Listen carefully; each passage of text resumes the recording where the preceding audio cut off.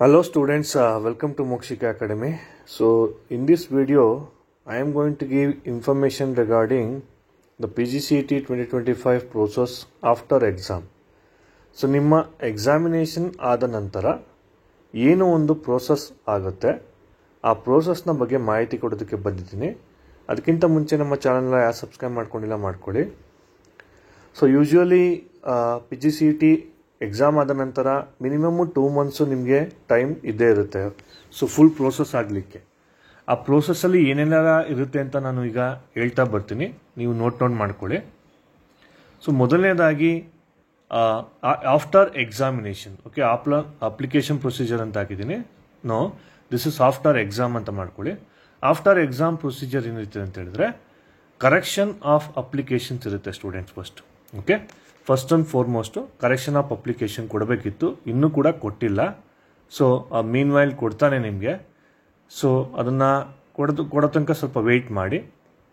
So next ನಿಮಗೆ key ಆನ್ಸರ್ಸ್ನ ಬಿಡ್ತಾನೆ. ಓಕೆ, ಸೊ ನಿಮಗೆ ಏನಾಗಿದೆ ಅಂತ ಹೇಳಿದ್ರೆ after examinations only key answers ಬಿಟ್ಬಿಟ್ಟಿದ್ದಾನೆ. ಓಕೆ, ಸೊ ನೀವು ಇಲ್ಲಿ ನೋಡ್ಬೋದು KA ವೆಬ್ಸೈಟ್ನ ನೋಡಿದ್ರೆ, ಸೊ MBA ಹಾಗೂ MCAಗೆ ಎಕ್ಸಾಮ್ ಆದ ನಾಳೆನೇ ನಿಮ್ಗೇನು ಮಾಡಿದ್ದಾನೆ, ಕೀ ಆನ್ಸರ್ಸ್ನ ಬಿಟ್ಟಿದ್ದಾನೆ. ಸೊ ಇಲ್ಲಿ ನೋಡ್ಬೋದು. ಅದೇ ರೀತಿ MTech ಹಾಗೂ MRCಗೂ ಕೂಡ ಏನು ಮಾಡಿದ್ದಾರೆ, ಸೊ ಆಲ್ರೆಡಿ ಕೀ ಆನ್ಸರ್ಸ್ನ ಬಿಟ್ಟಿದ್ದಾರೆ ಹಾಗೂ ಫೈನಲ್ ಕೀ ಆನ್ಸರ್ಸ್ನ ಬಿಟ್ಟಿದ್ದಾರೆ.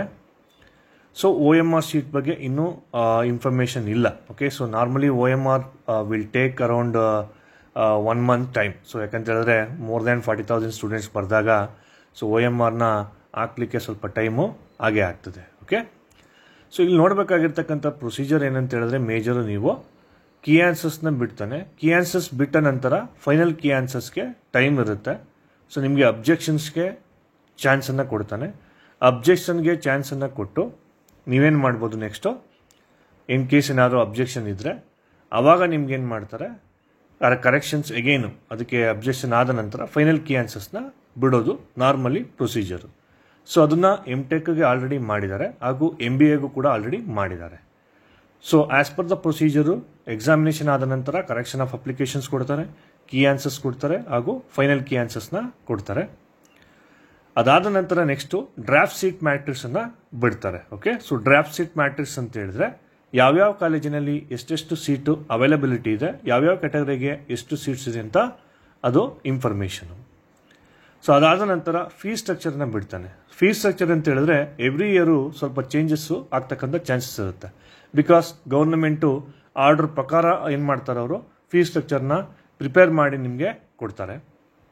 ಓಕೆ, ಸೊ ಹಾಗಾಗಿ ಫೀಸ್ ಸ್ಟ್ರಕ್ಚರ್ಗೆ ನೀವು ವೆಯ್ಟ್ ಮಾಡಬೇಕಾಗತ್ತೆ. ಫೀಸ್ ಸ್ಟ್ರಕ್ಚರ್ ಕೊಟ್ಟ ನಂತರ ನೆಕ್ಸ್ಟ್ ಏನು ಬರುತ್ತೆ ಅಂತ ಹೇಳಿದ್ರೆ ನಿಮಗೆ ರಿಸಲ್ಟನ್ನು ಕೊಡ್ತಾನೆ. Okay, this is the procedure every year following by KA. ಅದನ್ನು ಮಾತ್ರ ನಿಮ್ಗೆ ಹೇಳ್ತಾ ಇದ್ದೀನಿ ನಾನು. ಓಕೆ, ನೆಕ್ಸ್ಟು ರಿಸಲ್ಟ್ ಬಂದ ನಂತರ ನೆಕ್ಸ್ಟ್ ಏನು ಮಾಡ್ತಾರೆ ಅಂತ ಹೇಳಿದ್ರೆ ಫೈನಲ್ ಸೀಟ್ ಮ್ಯಾಟ್ರಿಕ್ಸ್ ಕೊಡ್ತಾನೆ. ಸರ್ ಏನು ಸರ್ ಡ್ರಾಫ್ಟ್ ಸೀಟ್ ಮ್ಯಾಟ್ರಿಕ್ಸ್ಗೂ ಫೈನಲ್ ಸೀಟ್ ಮ್ಯಾಟ್ರಿಕ್ಸ್ಗೂ ಏನು ವ್ಯತ್ಯಾಸ ಅಂತ ಹೇಳಿದ್ರೆ, ಇನ್ ಕೇಸ್ ಏನಾದರೂ ಅಡಿಷನ್ ಡಿಲಿಷನ್ಸ್ ಏನಾದ್ರು ಇದ್ದರೆ ಅದನ್ನು ಮಾಡಿ ಫೈನಲ್ ಸೀಟ್ ಮ್ಯಾಟ್ರಿಕ್ಸನ್ನು ಕೊಡ್ತಾನೆ.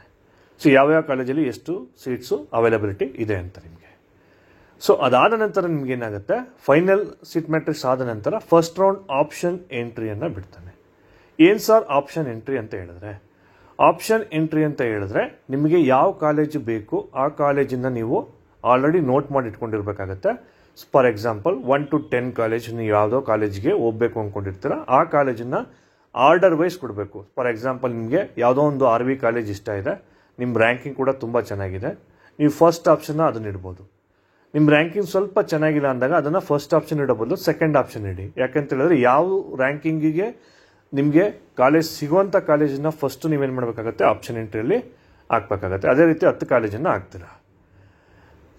ಹಾಕಿದ ನಂತರ ನಿಮಗೆ 3 days ಟೈಮ್ ಇರುತ್ತೆ. ಅದರ ನಂತರ ಫಸ್ಟ್ ರೌಂಡ್ ಪ್ರಾವಿಷನಲ್ ಅಲಾಟ್ಮೆಂಟ್ ಅಂತ ಬರುತ್ತೆ, ಅಥವಾ ಮಾಕ್ ಅಲಾಟ್ಮೆಂಟ್ ಅಂತ ಬರುತ್ತೆ ನಿಮಗೆ. ಆ್ಯಕ್ಚುಲಿ ಮಾಕ್ ಅಲಾಟ್ಮೆಂಟಲ್ಲಿ ನೀವೇನು ಮಾಡ್ಬೋದು ಅಂತ ಹೇಳಿದ್ರೆ ಈ ಕಾಲೇಜ್ ಸಿಗ್ಬೋದು, 10 ಕಾಲೇಜಸಲ್ಲಿ ಯಾವುದೋ ಒಂದು ಕಾಲೇಜ್ ಆಗಿರುತ್ತೆ.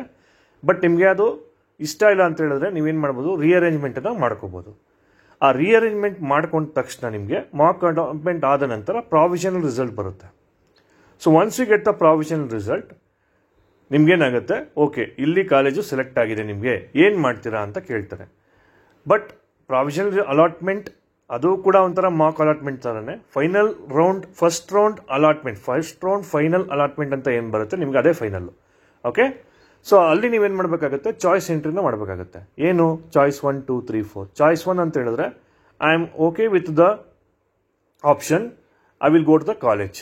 ಚಾಯ್ಸ್ 2 ಅಂತ ಹೇಳಿದ್ರೆ ಓಕೆ ಬಟ್ ನಾನು ಸೆಕೆಂಡ್ ರೌಂಡಲ್ಲೂ ಪಾರ್ಟಿಸಿಪೇಟ್ ಮಾಡ್ತೀನಿ ಅಂತ. ಚಾಯ್ಸ್ 3 ಅಂತ ಹೇಳಿದ್ರೆ so I am not ready with the first round allotment, I will directly go to the second round. Fourth option ಅಂತ ಹೇಳಿದ್ರೆ ನನಗೆ ಪ್ರೈವೇಟ್ ಕಾಲೇಜಲ್ಲಿ ಸಿಕ್ಕಿದೆ, ನಾನು ಏನು ಮಾಡ್ತೀನಿ, ಐ ಮೀನ್ ಮ್ಯಾನೇಜ್ಮೆಂಟ್ ಸೀಟ್ ಸಿಕ್ಕಿದೆ, ನಾನು ಇಲ್ಲೇ ಡ್ರಾಪ್ ಮಾಡ್ತೀನಿ ಅಂತ. ಸೊ ಯಾರು ಚಾಯ್ಸ್ 1 ಹಾಗೂ ಚಾಯ್ಸ್ 2 ಕೊಟ್ಟಿರ್ತಾರೋ ಅವರೆಲ್ಲ ಪೇಮೆಂಟನ್ನು ಫಸ್ಟು ಮಾಡಬೇಕಾಗತ್ತೆ. ಚಾಯ್ಸ್ 1 ಕೊಟ್ಟಿರೋರಿಗೆ ಅಡ್ಮಿಷನ್ ಆರ್ಡರ್ ಬರುತ್ತೆ, ಕಾಲೇಜ್ಗೆ ಹೋಗಿ ಅಡ್ಮಿಷನ್ ಆಗ್ತೀರಾ.